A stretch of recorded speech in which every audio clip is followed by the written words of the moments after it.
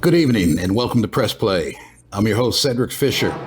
It's good to see you back for another fine episode of Press Play. If this is your first opportunity to tune in to the show, we can be found at blackvideonews.com, like our Facebook page, Black Book Studios, and this particular episode of Press Play, all previous episodes and future episodes can be found at bvn.news in your browser bar. If you go to YouTube, Black Video Network, all one word, no spaces. When you get there, please subscribe, like the page, hit the thumbs up. We'd appreciate that.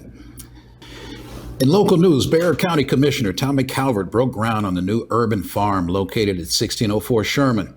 This area of town was once referred to by some as the Goonies, but will now be known as the Greenies. The new urban farm will assist the food bank in helping families who are experiencing food shortages in San Antonio. To celebrate the planting of the initial crop of vegetables, the crop will be harvested and donated to the food bank, San Antonio Food Bank, to assist with COVID-19 food shortages in Bexar County. The Greenies Urban Farms will also be a part of the Texas A&M Agri-Life Extension Program. With the holiday season fast approaching and the harsh realities of COVID-19 still lingering in the world, Facebook wants to do its part to further support Black-owned businesses. Facebook recently announced its hashtag Buy Black Friday campaign with the hope of celebrating and supporting Black-owned businesses and their communities, which have been disproportionately extremely impacted by the pandemic. Starting October 30th, Facebook will be introducing features in the Facebook app. They'll also be hosting a range of events and resources within Facebook's Lift Black Voices hub and airing the hashtag Buy Black Friday show that will air live every Friday from October 30th through November 27th, featuring Black businesses, musical artists, and entertainers, writers, etc. Consumers and Facebook users can visit facebook.com to get more information. Early voting is in full swing. States are seeing record-breaking early voting crowds amidst the COVID pandemic. Voters are enduring long times to ensure their voices are being heard loud and clear in this 2020 election. October is Breast Cancer Awareness Month, referred to as National Breast Cancer Awareness Month, and it's an annual international health campaign organized by major breast cancer charities every October to increase awareness of the disease and to raise funds for research into its cause, prevention and diagnosis, treatment and cure. The campaign also offers information and support to those affected by breast cancer. Breast Cancer Awareness Month is a yearly campaign, you guys know it by the pink, that intends to educate people around the globe about the importance of early screening, testing, and much, much more. This campaign starts October 1st, runs through the end of October every year. Visit their website, nationalbreastcancer.org. October is also National Domestic Violence Month. Domestic Violence Awareness Month was first introduced back in 1981 by the National Coalition Against Domestic Violence. It was created not only to bring more awareness to others, but to connect and unify the millions of affected victims that had been battered due to domestic violence. Domestic violence takes place in our nation every minute, every day, occurring just about every 15 seconds. Most Americans don't realize just how real domestic violence is and how many lives are affected by it. Most of these cases are left behind closed doors. Left behind closed doors. That's why the Domestic Violence Awareness Month was introduced to not only educate and raise awareness, but to bring the support and strength that domestic violence victims need. Visit their website, domesticviolence.org. The deadline is rapidly approaching for the annual Black Book Directory and Yearbook. COVID-19 has forever changed the world, but we will not stop the show. Don't miss your opportunity to get your church, organization, or business documented in the 2019-2020 Black Book Yearbook and Directory, San Antonio's largest Black business listing and yearbook activities. This is the 10th anniversary of our award-winning Black Book Yearbook and Directory. Be a part of history and among some of San Antonio's finest. The fast approaching deadline to get listed and or to purchase your advertisement is Friday, October 23rd. That's a week away. You may pre-order your copy of the book at this time. For more information, call 210-226-1939. 2021 celebrates the 100th anniversary of the Negro League Baseball, America's favorite pastime, brought people together even during a time of segregation. The league was founded by Andrew Rube Foster from Calvert, Texas. Gave us a local team known as the San Antonio Black Sox. It was owned by businessman Royal Brock and the San Antonio Black Aces. We had local heroes like John Mule Miles. We actually had his grandson, Dr. D. Anthony Miles, on a previous episode of Press Play. For more information of the Negro League Baseball, contact San Antonio African American Community Archive and Museum. Their website is SAAACM.org. Okay, COVID-19 is still rampaging the local community, including the entire world. There are 8 million affected now, positive cases in the country, and our local numbers look today, we've got 60,000 total cases, positive cases in Texas, Bexar County, and 1,200 deaths, COVID-19 still out there. Wear your mask, protect yourself, social distance, whatever you can do. Listen to the local media, medical and media experts. These folks know what they're talking about, and this disease is disproportionately, this virus is disproportionately impacting our communities. Okay, coming up next, we do a special feature of a significant individual doing great work in the community. And in a minute here, we'll come back and bring on our guest for the week. Hello, this is Cornell with Frost Bank. Hi there, this is Terry with Frost. Good evening, this is Franklin. This is Robert with Frost. Hello, this is Rosemary with Frost Bank.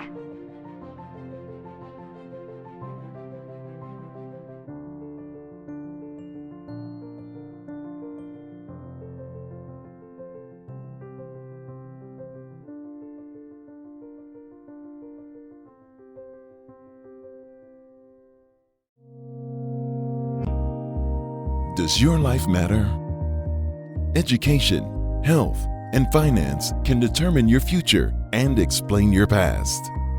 Pick up the latest edition of Black Life Texas Magazine, a monthly outlook on life with an African American focus. Life is what you make it, so live it in the black.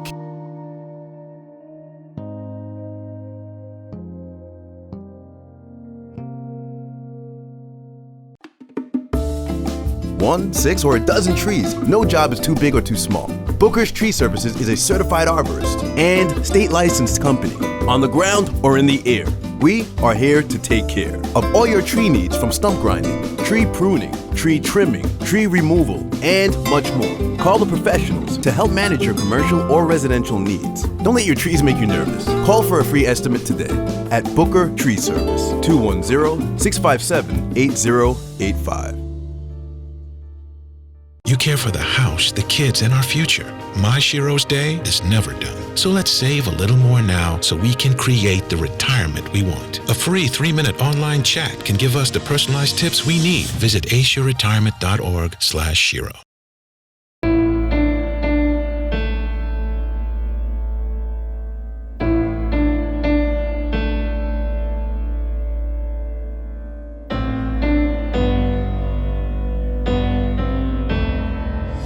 This is where you rise, this is where you shine, this is where you become the greatest of all time. History in the making. This is history in the making. History in the making. Vote for your life.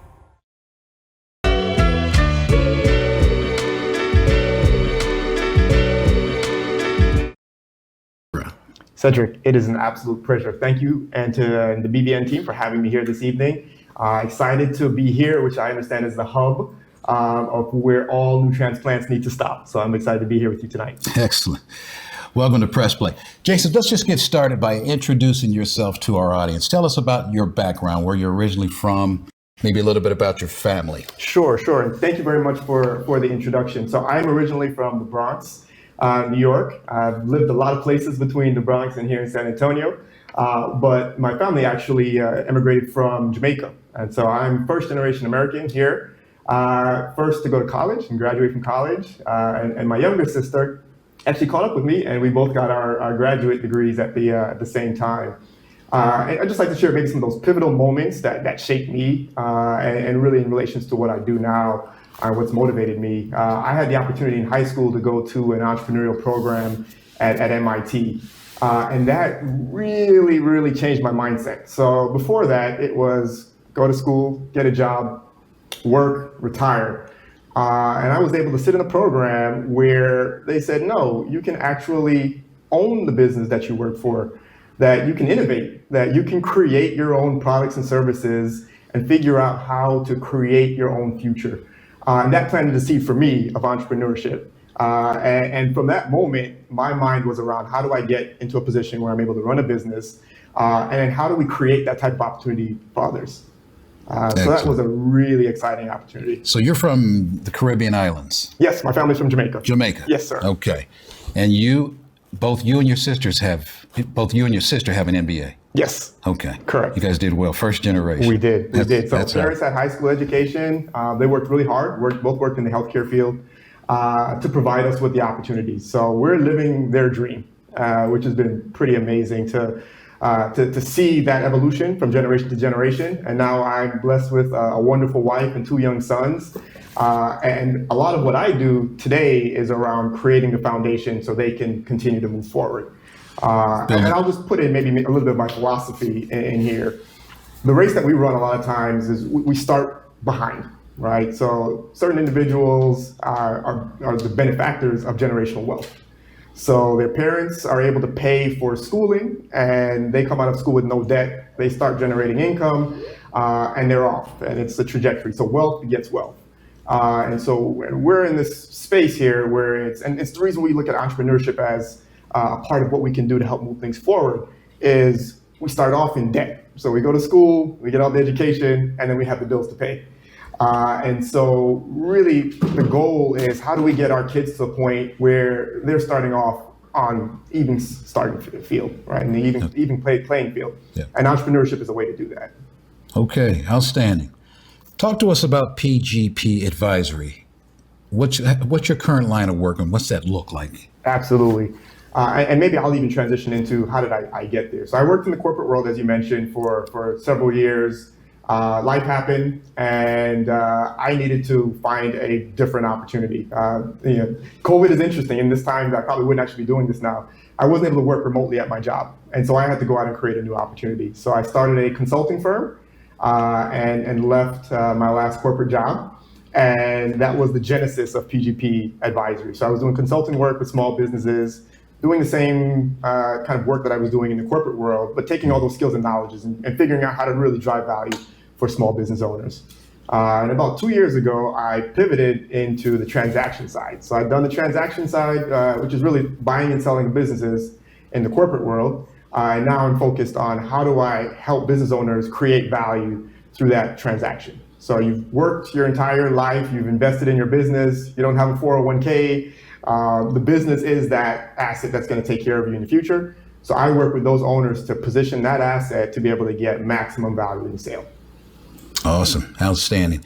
Jason, has COVID-19 impacted your work at all? It has. So it's interesting. My value proposition and how I'm different from other folks out there that do similar things is I look at how do we use technology to help do this process better. So there's a lot of paperwork. Oftentimes I'm the youngest person in the room. So a lot of folks are in the senior part of their career. And my whole thing was how do we use digital technology to get this process done more efficiently.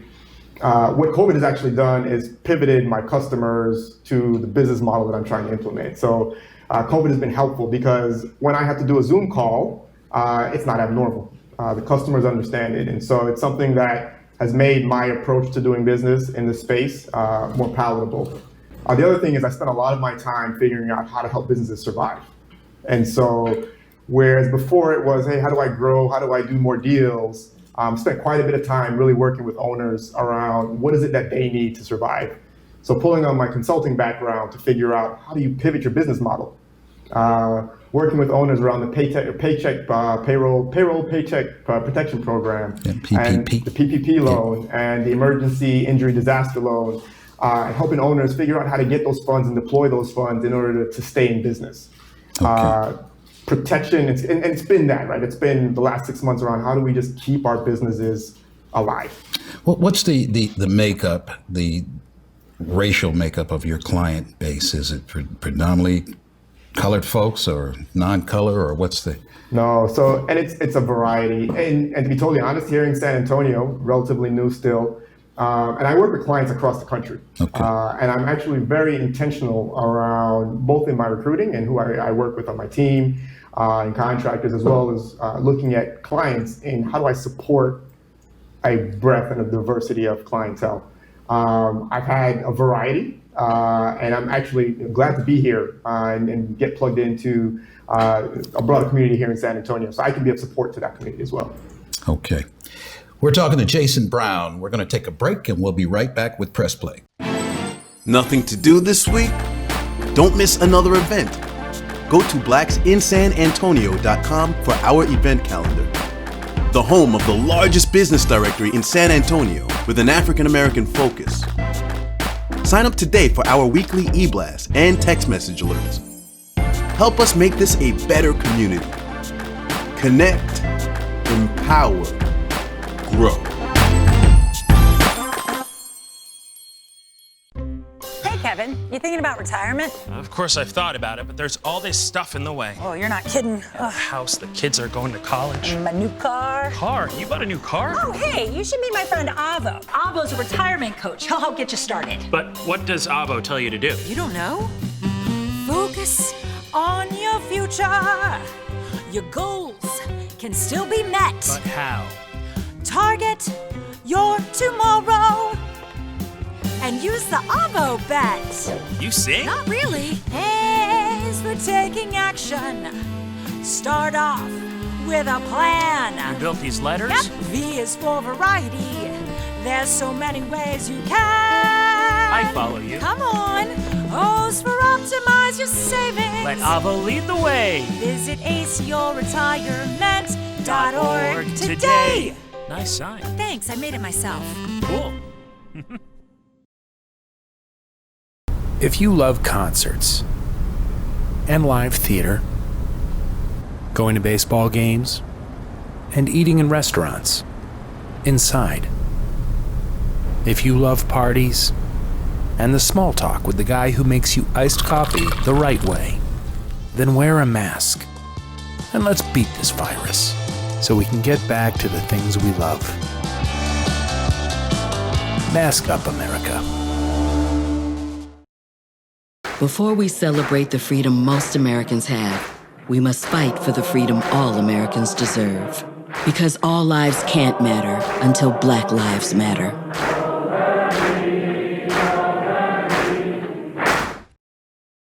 Welcome back to Press Play. We're here today with Mr. Jason Brown, proprietor of PGP Advisory, financial guru. Welcome back, Jason. Thank you, Cedric. So let's continue to talk about COVID-19. You and I have talked offline at times, and you've got some great philosophy about the African-American community, finances, and how COVID has sort of impacted. If you can just kind of take all those and give me some philosophy, what would you share with our audience? So I have been doing personal financial management of my own since I was about 22 or 23. And again, I mentioned entrepreneurship has been key to me. And to me, this is all tied together by wealth creation and accumulation. And it is how do we ensure that the kids, the next generation, have what they need? And so there's a personal piece and there's a professional piece, and they tie together. I would advise for each person to think of themselves as their own little corporation, as their own little company. And it's what I work on with my kids. It's what I work on personally, is to think of myself as a company. And so the goal of my company is to generate income.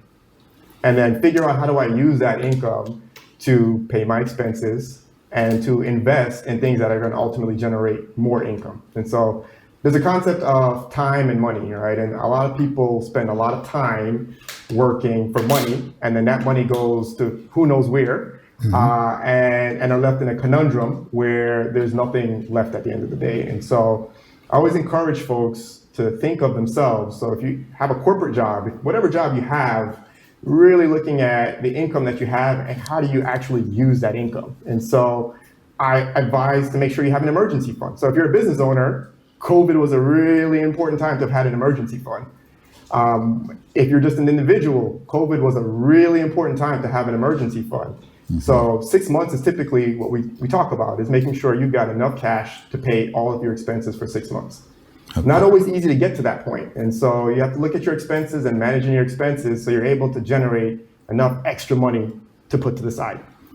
So that's kind of one parallel there, the emergency fund. So whether you're a business owner or an individual, make sure you have cash on hand to be able to take care of those unforeseen emergencies that we just can't control. Okay. I also look at assets. And so people say, what are assets? Those are the things that you own. So in a business, you turn those assets into goods and services that people want to buy from you and give you income. If you're an individual, you invest. So whether it be real estate, whether it be 401ks, whether it be a business. So I help people actually go out and bring a little bit of seed money to the table and be able to buy a business. An asset is something that you own that's going to be able to either generate income for you or that's going to increase in value over time. Okay. So it's really important that as you're thinking about what your financial future looks like, that you're cognizant of emergency funds and building assets. So don't spend all the money. When the income comes in, don't spend all the money on the expenses. And that's a problem that a lot of people get into. If you're a business owner, same thing. Don't get into debt. Please, please, please. If I could say anything, please don't get into debt. And if you do, please seek help because it's not easy to get out. None of this is a quick fix thing. It requires diligent effort, day in and day out, month in and month out, year in and year out. And what it does is it creates the foundation. It creates the habits that you need to be able to succeed, to be able to generate income and assets that are going to allow you to live the lifestyle that you want and ultimately have something there both for you to enjoy and for the next generation to enjoy. And my hypothesis is if we all join together and we take this approach, we're looking at that's what you need to overcome the systemic issues that we have in this country of wealth gap and inequality. That's how we set up our kids, again, to be starting at the same starting point, and maybe not the same starting point, but a much better starting point where they're not having to take out debt to go to school. Can you imagine that? If your kids can go to college and come out of college with no debt. Yeah, imagine that. And they're generating income. What a concept. And then their kids, what does that mean for their kids? So if we think about this journey to equality generationally, right, being responsible with our own personal resources, thinking about business ownership, all right? So shifting the thought from, okay, we're gonna be consumers, we're gonna go out and buy stuff, to we're gonna go out and buy assets. We're gonna buy things that are gonna generate income. So I'll give you a quick story. My oldest son is in the audience and he's requested a Nintendo Switch. Nintendo Switch. A Nintendo Switch, okay. Okay. So parents of young kids. Is that a new game? Nintendo game? It's new to me. Okay, because I haven't heard of it. So it wasn't designed for me, I'm sure. So go ahead. So the conversation was, let's actually buy the stock of Nintendo. Wow. So instead of going out and buying the Switch, why don't we own a piece of Nintendo? All the kids have, right? A lot of the kids have it. The kids that are able to. Mm-hmm. And let's see what that stock does. And let's use the proceeds, the gain from what we earn on owning that stock to buy the Nintendo Switch. So what if we took that concept on everything? What if we said, okay, instead of going out and buying a pair of Jordans, why don't we buy a stock in Nike? Mm-hmm. And if everybody had done that 15 or 20 or 30 years ago, mm-hmm. right, that is compounded year over year, right? And then you have an asset, and you can take the money that you make from that asset and use it to buy what it is that you want. So that's the point we want to get to, whether it be in our businesses or in our personal life. We want to be the CEO of our companies. We want to get assets that are going to ultimately be able to generate income that's going to get us to parity and get us closer to equality. So and that's good. That's good advice. Yeah. That's great philosophy. Yeah. That's good, Jason. Jason, a couple questions before we go here. So we get the privilege of interviewing a lot of leaders, a lot of folks doing some significant work in the community here.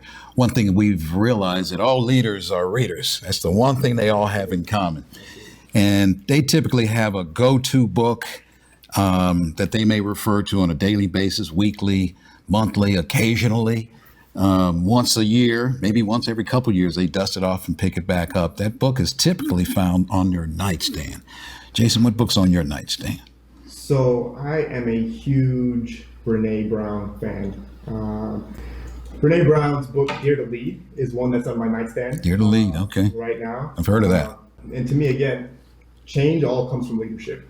So whether it be leadership of self, leadership of teams, and Brene brings up concepts of vulnerability, not always concepts that are easy to talk about, but change and courage all stem from vulnerability. So being able to look at ourselves and understand where our weaknesses are, being honest with where we are in our journeys, and then being able to pull the team together and work together to move forward. So for me, everything stems from leadership. So whether it be in my personal life, in the business, working with other business leaders, it's all around leadership. And people, right? This is all about people. People, sure. People, right? And us. Yeah. I'm in the people business, really. I'm about business of helping people accomplish what they need to accomplish. Businesses are there to help us accomplish what we need to accomplish. And so Brené's book is a constant reminder of the leadership tools and skills that I need to bring to the table when working with business owners, when interacting with others, to help us all be successful together. And of course, you're a husband and a father, so that's leadership right there. So absolutely. It's a beautiful thing. Last question, Jason. Our viewership is vast and wide, but these folks are really interested in financial information.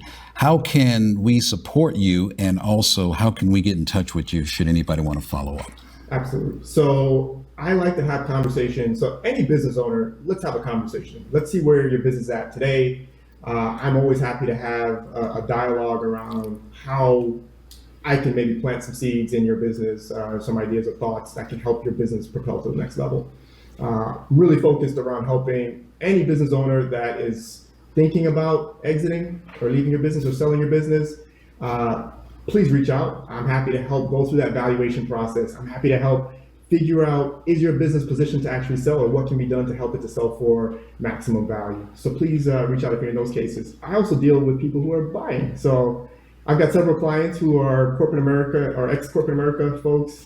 They've been impacted by COVID. They've done this thing of creating assets, and now they're in a position to be able to go out and buy businesses. So they're looking to buy. They're looking to buy. So I would also work with buyers to help identify the businesses that might be worthwhile for them to purchase. So those would be the cases. If you know someone, please let them know. I'm always happy to have a conversation.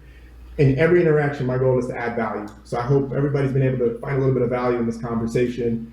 And always, that's my goal, is to leave something with anybody who's taking time to interact with me. Okay. You can reach me at jason@pgpadvisory.com or our business line, which is 210-580-4178. Again, please reach out. Happy to have a conversation. Mr. Jason Brown with PGP Advisory. Thank you for coming on the show today. Cedric, thank you for having me. It's been a pleasure. We'll bring you back at some other time too, Jason. So, hey, thanks to all of you for joining us. Remember, get out and vote. Be careful about COVID. It's still out there. Social distance. Make sure you take good care of yourself and good care of others. You can find this show on our YouTube channel, bvn.news. That's in your browser bar, bvn.news, or blackvideonews.com. We'll look forward to seeing you again next week.